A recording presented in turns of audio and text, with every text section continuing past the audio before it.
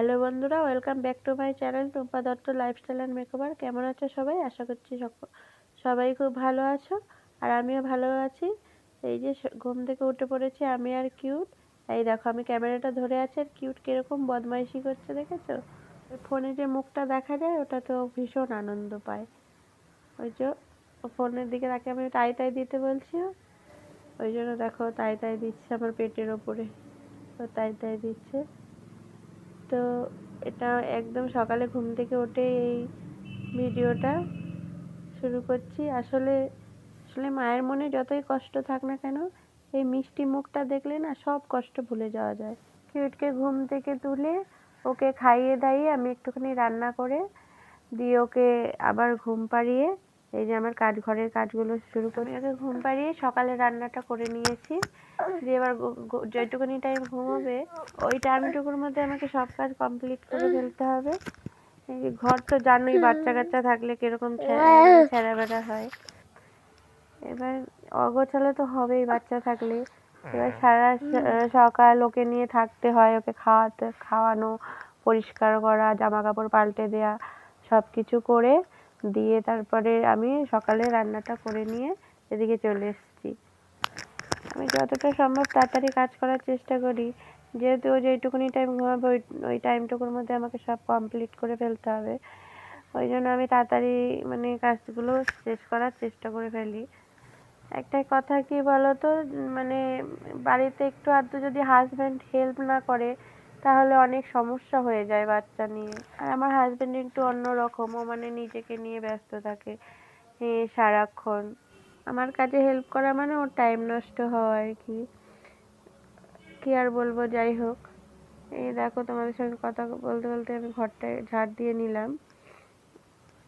আসলে কি বলতো, তুমি বিশ্বাস করে একজনের হাত ধরে মা বাবাকে ছেড়ে যখন চলে আসো, তারপরে এসে যদি দেখো মানুষটা একদমই অন্যরকম, তখন মানে তুমি না পারবে কাউকে বলতে, না পারবে কিছু করতে। তার মধ্যে তোমরা যদি হয় নিম্ন মধ্যবিত্ত, আমার বাপের বাড়ি হচ্ছে খুবই নিম্ন মধ্যবিত্ত, তো সেই খোঁটা তো আছেই, সারাদিন শুনতে হয়। তুমি এখানে যতই মানে তোমাকে টর্চার করুক না কেন, তুমি মুখ ফুটে কাউকে বলতে পারবে না, যেহেতু নিজে পছন্দ করে বিয়ে করেছো। এই জন্য কাউকে বলাও যাবে না যে আমার ওপর এরকম হয়। সেটা বলতে গেলে তখন কি হবে বলো তো, তখন শুনতে হবে যে নিজে পছন্দ করে বিয়ে করেছো। আচ্ছা, নিজে পছন্দ করে কি আমার ভালোবাসার মানুষের সঙ্গে থাকতে চাওয়াটা, তাহলে যদি অপরাধী হয় তাহলে তো বিশ্বাস করে একজনের হাত ধরাটাও আমার বহুত বড় অপরাধ হয়ে গেছে। মানে যবে থেকে বিয়ে হয়েছে 12টা বছর, 12টা বছরে মানে বাপের বাড়ি গরিব বলে তো বিভিন্ন ধরনের কথা আমাকে শুনতে হয়েছে। আসলে কি বলো তো বন্ধুরা, নিজের স্বামী যদি ঠিক না থাকে তাহলে মানে শ্বশুর বাড়ির লোকজনের দোষ দিয়ে লাভ নেই। নিজের স্বামী ভালোবাসবে তাহলেই দেখবে শ্বশুর বাড়ির লোকও তোমাকে সম্মান করবে, কিন্তু নিজের স্বামী যদি সবার সামনে সব সময় ছোট করে তাহলে তোমাকে শ্বশুর বাড়ির লোকেরাও পাত্তা দেবে না। আমার বাপের বাড়ি নিম্ন মধ্যবিত্ত বলে পান থেকে চুন খসলেই ঘাড় ধাক্কা দিয়ে বার করে দেবে বলে। কেন তো প্রত্যেকটা মেয়ের, সেই নিম্ন মধ্যবিত্ত হোক আর যাই হোক, আমার মনে হয় প্রত্যেকটা মেয়ের একটা বাবা মা যদি গয়নাগাটি দামি দামি না দিয়ে যদি একটা নিজস্ব বাড়ি দিত, তাহলে বোধহয় শ্বশুর বাড়িতে শুনতে হতো না যে লাথি মেরে ঘর থেকে বার করে দেবো, কি ঘাড় ধাক্কা দিয়ে বার করে দেবো, এসব মনে হয় তাহলে কোনো মেয়ে শুনতে হতো না। আর একটা কথা কি বলো তো বন্ধুরা, তোমার যদি মানে আরো মেন গোড়া যদি খুঁটি শক্ত না হয় না, তোমাকে শ্বশুর বাড়ির লোক কখনোই পাত্তা দেবে না। যে যেই দেখবে তোমার স্বামী তোমাকে সব জায়গায় ছোট করছে, তোমাকে মানে কোনো মানে মানুষের পর্যায়েই ফেলে না, যেখানে সেখানে তোমাকে যা নয় তাই বলে অপমান করে, কিন্তু তুমি একটা কথা বলতে যাও, সেটাকে ওরা তখন হাইলাইট করে ফেলবে যে তুমি চিৎকার করো, তুমি ভালো নয়, তুমি সংসার করতে জানো না, তোমার সঙ্গে সংসার হয় না, তুমি কেন চিৎকার চেঁচামেচি করো। অথচ ভুলগুলো কিন্তু নিজেদেরই হয়, নিজেরা ভুলগুলো করবে, অথচ আমি একটা কথা বলতেও পারবো না। যদি কোনো ভুল মানে করে, যদি ধরো বলতে যাই, তাহলে বলবে আমার টাকা, আমি ইনকাম করি, আমি যা খুশি করবো। আরে টাকা থাকলে তো সব কিছু হয় না। টাকা থাকলেই যে যা খুশি করা যায় না। একটা মানুষকে যে মেন্টালি হ্যারাসমেন্ট হতে হয়, সেটাও তো বুঝতে হয়, যে নিজেকে বড় করতে গিয়ে একটা মানুষকে পদে পদে মেন্টালি হ্যারাসমেন্ট করছি আমি, সেটা তো বুঝতে হয়। কিন্তু এরা সেটা বোঝে না। তার কাছে বন্ধু বান্ধব সবার আগে। নিজের বউয়ের মানে বাড়ির বউয়ের কোনো দাম নেই। নিজের বাড়ির বউ অলক্ষী।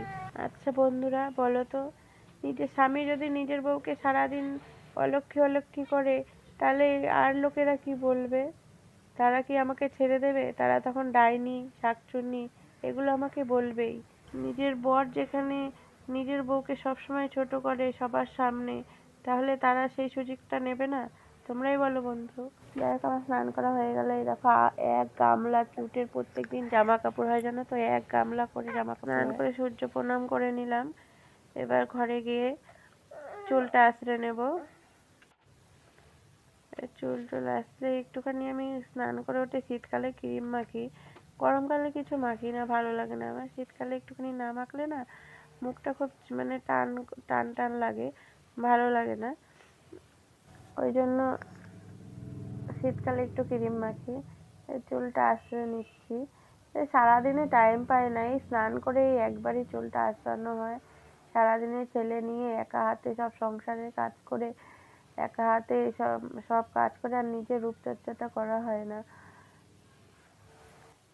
আসলে মানে বাড়ির ছেলেরা সবসময় বলবে কি, যে তুমি তো সারাদিন বসে থাকো, বাড়িতে কি কাজ? ওই দুটো বাসন মাজা আর একটু রান্না করা। কিন্তু সংসারের যে সারাদিন টুকিটাকি কত কাজ থাকে, ওরা কিন্তু সেটা বোঝে না। যাই হোক, দেখো চুল আসে, সিঁদুর পরে নিলাম একটু। দেখো সিঁদুরটা যতক্ষণে না পরবো না, ততক্ষণে মানে ভালোই লাগে না। তুমি যতই সাজগোজ করো না কেন, সিঁদুর আর একটু টিপ পরবে, ওই সৌন্দর্যটা যেন একটা আলাদা সৌন্দর্য। তুমি মানে যতই মেকআপ করো না কেন, তুমি একটু দেখবে, একটু বেশি করে সিঁদুর আর একটা টিপ পরবে, ওটার সৌন্দর্য একদমই আলাদা। এবার আমি হাতটা ধুয়ে এসে একটু ঠাকুরগুলো মুছে নেব। আমি একটু ভোলে বাবার ভক্ত, কিন্তু না আমি এখন ওনার সেবা যত্ন ঠিক মতো করতেই পারছি না। কি করে করব বলো? এই সারা দিন ছেলেকে নিয়ে এই কাজকর্ম করতে করতে না আর সময়ই পাই না যে মানে ঠাকুরকে ঠিক মতো পুজো করবো। অনেক সময় হয় কি, আজকে তাও একটু ঘুম হচ্ছে। অনেক সময় হয় কি, অনেক সময় হয় স্নান করতে গেলাম অমনি ছেলে উঠে গেল। এমনও হয়েছে মানে হাফ স্নান করে, স্নান করা হয়নি, দৌড়ে চলে আসতে হয়েছে, নইলে খাট থেকে পড়ে যাবে। ওই জন্য আমার পুজোটা না ঠিক করে দেয়া হয় না। সে তো ভগবান দেখতে পাচ্ছে, আমার মহেশ্বর দেখতে পাচ্ছে যে আমি ইচ্ছে করে করছি না, যে আমি মনে প্রাণে সারাদিন আমি ওনাকে ডাকি। তো ওনার হাতটা, আশীর্বাদের হাতটা আছে বলেই আমি মানে সব রকম সব কিছু মানে ঊর্ধ্বে গিয়ে আমি মানে বেঁচে আছি এরকম। প্রত্যেকটা মেয়েরই ইচ্ছা হবে যে স্বামীরটা সবসময়, সব মেয়েরা কি চায় যে প্রচুর টাকা পয়সা, প্রচুর গয়নাগাটি পরে বসে থাকবো? সেটা তো সব মেয়ের শখ না। সবাই চায় একটু স্বামী ভালোবাসুক, স্বামী পাশে থাকুক, একটু আমাকে হেল্প করুক। সেটা তো, সেটা সব মেয়েরাই চায় যে স্বামীর ভালোবাসা পেতে। কিন্তু কি করব, সেটা সবার ভাগ্যে তো সব কিছু হয় না। তাও দুটো মেয়ে, ছেলে মেয়ে আছে আমার আমার সেজন্য অনেক কিছু সহ্য করে থাকতে হয়। আগে তো তাও বাবা ছিল, একটু কষ্ট পেলেই বাবা বলতো যে আমার কাছে চলে আয়।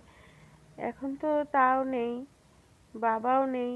বাবা না থাকা যে একটা মানে কত কষ্টের একটা মেয়ের।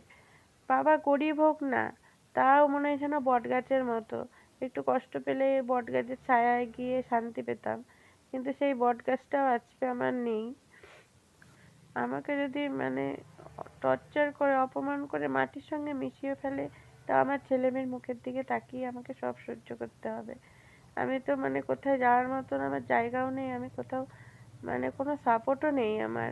যাও, আগে বাবা ছিল, বাবা তো চলে গেছে, মানে এত তাড়াতাড়ি চলে যাবে সেটাও ভাবতেও পারিনি। আর এমন দুর্ভাগ্য মেয়ে আমার বাবার, আমি মানে চলে গেছে, তার শেষ মুখটাও আমি দেখতে পারিনি। আমি এমন সত্যিই মনে হয় আমি অলক্ষী, কিছু একটা হবে, না হলে কি করে এরকম হয়।